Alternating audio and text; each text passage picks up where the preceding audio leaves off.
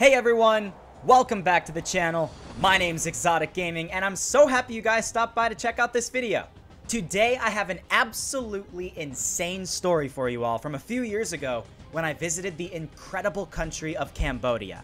Yeah, you heard me right. I know a lot of people who play Rules of Survival are from Cambodia, and guess what? Most YouTubers who do videos on this game probably don't even know where Cambodia is. I, on the other hand, had the privilege of visiting this country back in summer 2015, and after being there for about a week, well, I had a lot of unusual stories. I wanted to tell one of them in today's video, with some Rules of Survival gameplay in the background. I thought it was very fitting, so I hope you guys are excited. I'd appreciate it a lot if you left a like down below on this video. It supports the channel a ton, and it would let me know if you want to hear more of my stories from when I visited Cambodia, or to be honest, any of the other 25 countries I've been to. Make sure to sit back, relax, grab some popcorn, and without further ado, let's begin telling the story of how I illegally crossed the border from Cambodia to Vietnam.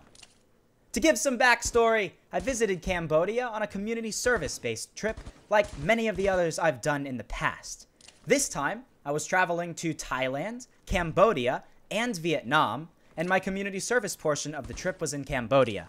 We helped out with some local villages near the town of Siem Reap, which, if you've ever seen the place known as Angkor Wat, it's next to that town. However, that's not the point of this story, because we're focusing on the ending part of my time in Cambodia. I was there for about 1 week, visiting Siem Reap and the capital city of Phnom Penh, and on that final day in Cambodia, my tour group decided it would be a good idea to take a long bus trip from Phnom Penh to the Vietnamese border. We were driving to a town known as Ha Tien, if anyone from this area of the world has heard of it before, and from Ha Tien, we were supposed to take a ferry to an island by the name of Phu Quoc. It's a beautiful island, by the way. Highly recommend going there. But anyways, back to the point. We were warned about several things before embarking on this several-hour trip.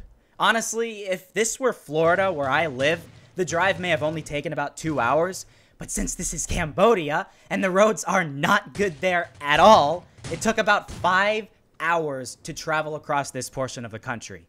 We were told by our guide to watch out for landmines. Yes, you heard me right. Landmines. Okay, maybe if you live in a country like this, you're used to this, but in the United States, landmines are basically non-existent. When was the last time you heard somebody stepping on a landmine here? Probably never. So I was freaking out, to be fair. At one point, I had to go to the bathroom, and when they stopped the bus and I got out, I walked off the road into the grass to pee, and when I was done, I noticed a sign next to me, and it literally had a skull and crossbones on it with the word danger, mines, in all caps. Still to this day, I have no idea how close I actually came to a landmine, okay? They always tell you, don't go off the road, but my stupid self decided to do it anyways because I wasn't thinking, okay? I was tired. I was sleeping those past couple of hours, and I wasn't really thinking properly. There are an estimated 6 million landmines in that country, and they're almost all along the Vietnamese border. Well, guess what? I was right next to the border. So there could easily have been thousands of mines all around me, and I could have died at any point in time with one wrong step. Literally 2 minutes after I went to the bathroom, I saw a homeless guy on the side of the road with his leg blown off because he had recently just stepped on a landmine. It's that serious over there. It's scary. But hey, after traveling on a road that seemed like forever, traveling across endless rice paddies on a completely straight road with more potholes in a 5-mile span than every pothole on every road in the entire United States, we finally made it to the border. We saw the Vietnamese and Cambodian flags flying side by side, and we knew we were almost complete. Now, when we got to the border, that's where things started going a little weird. The Vietnamese border officials came onto the bus and ordered all of us off.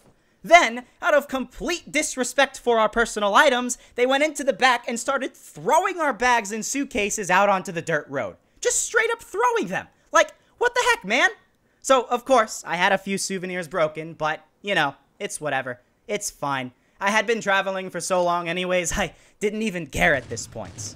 So, We got our suitcases, and they told us to march to the officials' building. Well, guess what? It's not just a casual walk. It was like a death march, I'll tell you. The building was over a mile away in the distance. The road was muddy, and we had massive 50-pound suitcases we had to drag through all of this with a heat index outside of 125 degrees. I was dying, okay? But hey, we made it. Eventually, after way too long. We got to the Vietnamese customs building. It was pretty pathetic, to be honest. It was just a small shack with a police officer inside. It looked pretty sketchy. After sitting there for 10 minutes, 30 minutes, an hour and a half, I noticed something happening quite regularly. Every minute or so, you'd see some random Vietnamese or Cambodian guy sitting on a motorbike, driving right across the border with more stuff on the back of his bike than I've ever seen before, and he just casually throws some money at the police officer, just straight up throws it at him. They straight up just pay to get into the other country. The police officer doesn't care. He's so corrupt, he's just taking the money for himself. It's insane. And here we are, the stupid Americans, having a tough time trying to cross, waiting hours in well over 100-degree heat because the police officer just refuses to let us inside of Vietnam. The thing was, though, the police officer eventually just straight up told us, your visas don't have the correct date on them. Our visas apparently said our planned day of entry into Vietnam was on July 16th. And because of a schedule change, we were actually there on July 15th. We literally would have to wait an entire day before they let us into the country. We were absolutely devastated. We didn't know what to do. First off, there were no benches in sight, no hotels in sight, nothing.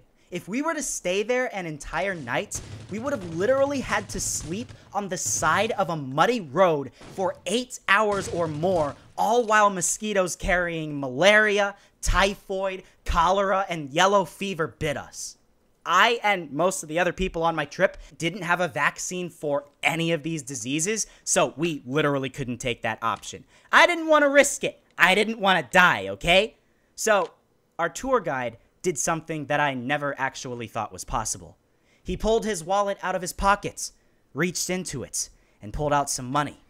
He then gave a blank stare at the police officer and began telling him slowly that he would pay for us to get into Vietnam. The police officer thought long and hard, and to our amazement, he happily said, okay. He wanted the equivalent of about $40 for each person in our group. Once he got the money, he yelled at some other police officers nearby and said, hey, they're all good to go, and he let us into the country. Just like that. We were literally bribed into Vietnam from our quick-witted Cambodian tour guide. I gotta tell ya, mad props to that police officer, okay? I mean, he wasn't doing his job at all, but thank you for allowing me to escape yellow fever and death on that trip. And for the rest of the trip, I was basically illegally in Vietnam.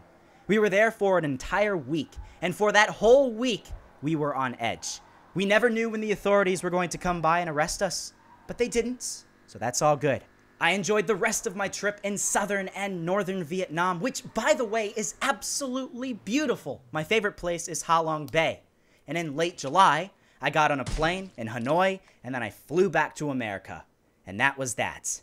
And that is the story of how I illegally crossed the border into Vietnam. So I hope you enjoyed. That's the end of my story.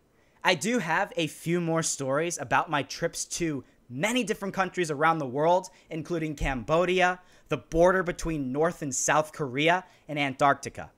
In a month, I'll be visiting the Bahamas, St. Martin, and the Virgin Islands, and next summer, I'm actually going to Indonesia, South Africa, Botswana, Zimbabwe, and Dubai in the United Arab Emirates, so stay tuned for some more crazy stories about these places as well.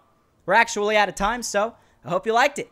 Leave a like down below if you did. It takes just a second, and it really helps out the channel. And subscribe for more Rules of Survival content. Be sure to turn on post notifications as well, by the way. Some people forget to do that. Thanks for watching, guys, and I'll see you all in the next episode.